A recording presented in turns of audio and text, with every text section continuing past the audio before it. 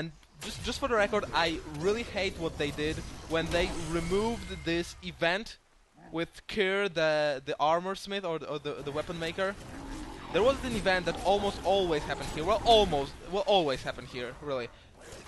Where there was a guaranteed elite spawning with this event, where I joined forces with Kyr, the weapon maker, to exert revenge on the cultists. But now this event just doesn't show up on the bridge anymore. I don't know why they deleted him. Perhaps they rightfully thought that this area is good enough for farming, so let's just delete this one guaranteed elite monster. It's smart for Blizzard to do. It's smart to nerf this so popular area. If I actually do, and I will get 5 stacks for Jailer, you will see how many items he actually drops and how easy he is to kill. Even after they buffed him, he's still so easy to kill for the items he drops. Hey Quinn, what happened to your head? Oh, that's right. They cut it off. Damn. Quinn didn't do anything wrong. This game can be cruel sometimes. Oh, it's so hard to kill these doors without splinters. Because these doors take 2 hits to be destroyed, and no matter what hits they are, it's just 2 hits. And acid splinters hit 3 times on every shot. So it was so easy to kill these doors, I almost forgot how annoying they are. But now that I have slow shooting bombs, it's gonna take me quite a long time to kill these doors compared to before. So my zombie dogs haven't died yet. If this was before the patch, they would have died like from this explosion. Right there. All 3 dogs would die. So they had a huge revamp, and I'm totally experimenting with them. Before the dogs, I was using the voodoo fetish for my skill in this slot. And that was really cool because voodoo fetish both provided crowd control and healing for me. But now I've got the zombie dogs with leech, so they do provide some heal for me as well. And they tag quite nicely now that they can survive anything. Oh, they're dying so fast with these new bombs. Let's keep my spirit active, but it is hungry for more shooting. Okay, gotta find 3 more prisoners, and Warden will spawn. You show up to die and drop a lot of items. And no, I don't believe they deleted the enrage timer on the butcher. No, they just deleted the enrage timer. Whoa, that's a dudes. Oh, okay, I can just spirit walk. That is a lot of dudes. Yeah, they just destroyed the enrage timers and the HP regeneration on the elite monsters, but the butcher still has the enrage. So if you have a weak character, you can't kill the butcher still. It was really exciting in the first days of Diablo, like 4 days after a release, if I remember correctly. I tried to kill the butcher, for the life of me, I could never have enough DPS. He always burned every square of the floor when he was like 25% HP, and every piece of the floor started burning. I was like running on hot coals, trying to dodge, trying to spirit walk, trying to do anything to DPS him to death, and I just couldn't. But that was at the time where epic weapons just weren't there on the market, available for everyone. It was in the first days. It was so nostalgic I have so nostalgic feelings about these first days of Diablo. I played like 15 hours per day from the release. I pulled an all-nighter the night of the release and played so much. Started with a monk actually. Yeah, I started with a monk. And I tried to get so many defensive abilities just to survive on this permanently burning floor, to DPS the guy. And then my good buddy Kachi just joined forces with me. I met him. He had a kick-ass weapon and an insane DPS as a mage, as sorceress.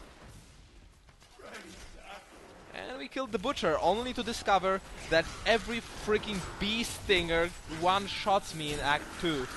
So killing the butcher was totally useless until they nerfed Act 2. It was just freaking unplayable by almost anyone except total elite of pro players of this universe. Okay, I'm actually dying a little bit by being totally careless. Looks like in 1.0.4 they also added these indicators of where the enemy abilities are gonna hit.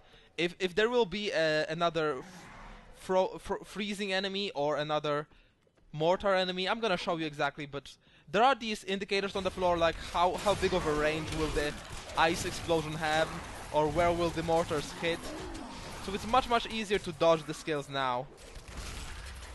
It does make sense for the mortars because they felt a little bit random and hard to dodge, but I don't like the way they are showing blatantly how will the ice explosion hit. Because I developed quite an intuitive sense of the range for the ice explosion, for this ice blast. And oh, I forgot one prisoner. Ah, crap. Yeah, too much talking, not enough playing. Come on, run along, run along. Oh wow, that was a cool sound. This game feels fresh again because all of these new skills. Love it.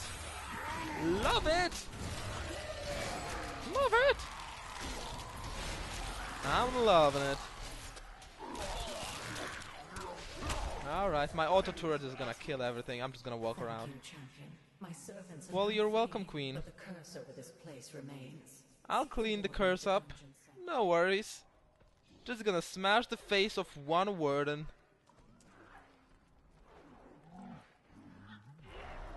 Hello, is this Domino's Pizza? I would like to order one warden to the cursed hold, no onion and double sauce.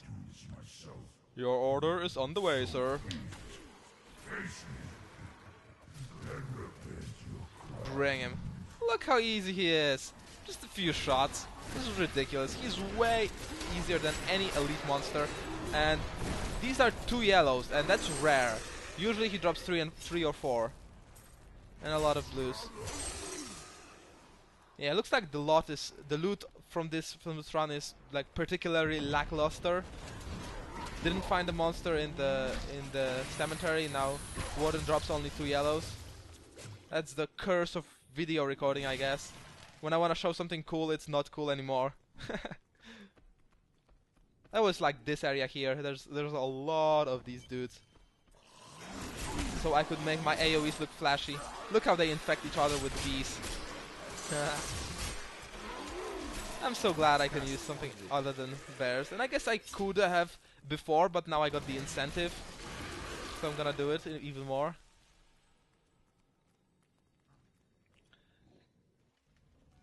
So just a quick run through these Haltwagen level 3, and I'm at the Butcher.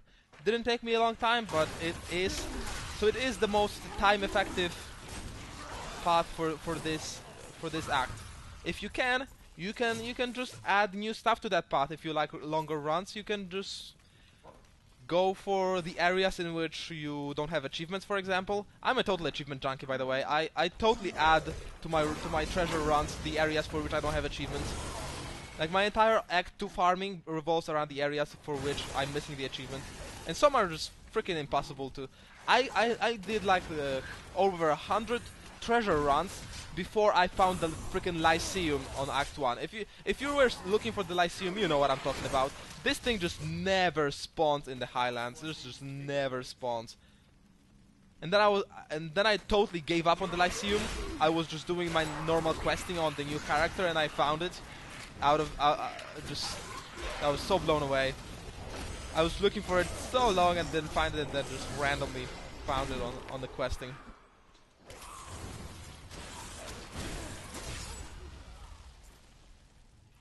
So yeah, after I kill the Butcher, I'm gonna tell you what other areas are good to look for when you wanna expand your run. There's a cool one that I have in mind, but I don't remember the name because I haven't played a long time.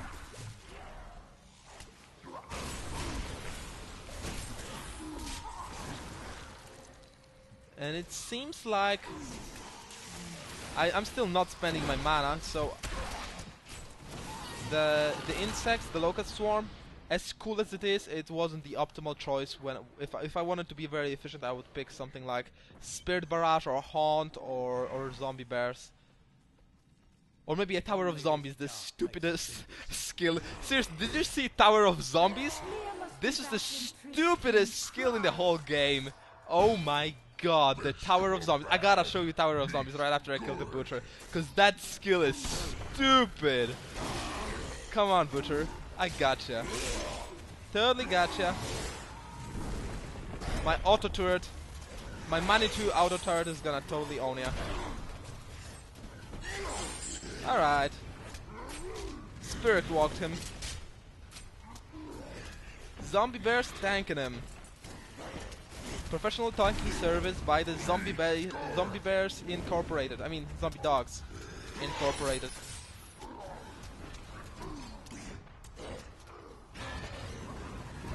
How would you like some Swarm, dear Butcha?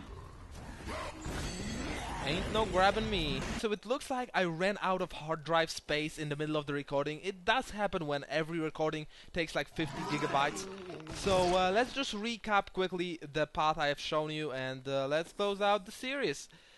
So you start in the Cemetery of the Forsaken when you find one elite. Then you go to the Festering Woods when you find a lot of elites on the ground, but most importantly, one elite in every of the 2 crypts that are there in the Festering Woods. And then you go to the Leorix Manor and clear out the courtyard. There's at least one elite there. Then you go to the Halls of Agony 2, because you do have this waypoint when you start at the Imprisoned Angel quest. So go to Halls of Agony 2 and then kill the jailer and kill the butcher. That's in my opinion, and I've seen some other tutorials that also recommend this path exactly for Act 1 farming of Diablo 3. I hope you enjoyed this video. I hope it was both fun and interesting for you. If you did, subscribe to my channel for more videos, not only Diablo 3 but other games as well. You will find the link to my channel in the description, as well as all the parts of this video. I hope you enjoyed. See you next time.